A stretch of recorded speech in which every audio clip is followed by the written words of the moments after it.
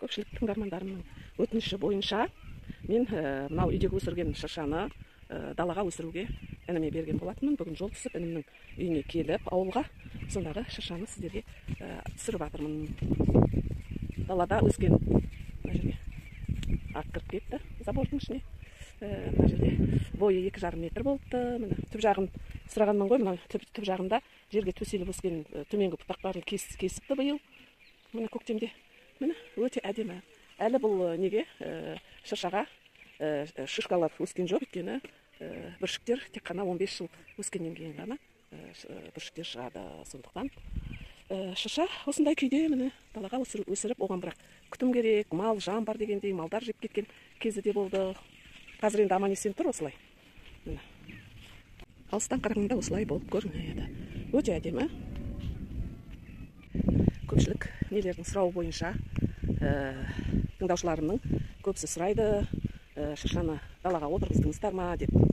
Мінекей далада жаңбыр жауды, шырша ағашы далаға егілген үйдегі кішкентай шыршамыз мынадай болып қазір 3 метрге жақындап қалды. Осыған түсірсек қазір міне далада қатты жаңбыр жауды.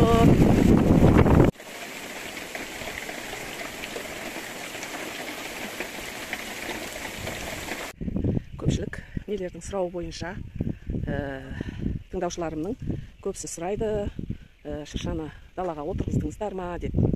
Мінекей көпшілік тыңдармандарымның өтініші бойынша мен мынау үйдегі өсірген шыршаны далаға өсіруге ініме берген болатынмын. Бүгін жол түсіп інімнің үйіне келіп, ауылға сондағы шыршаны сіздерге түсіріп жатырмын.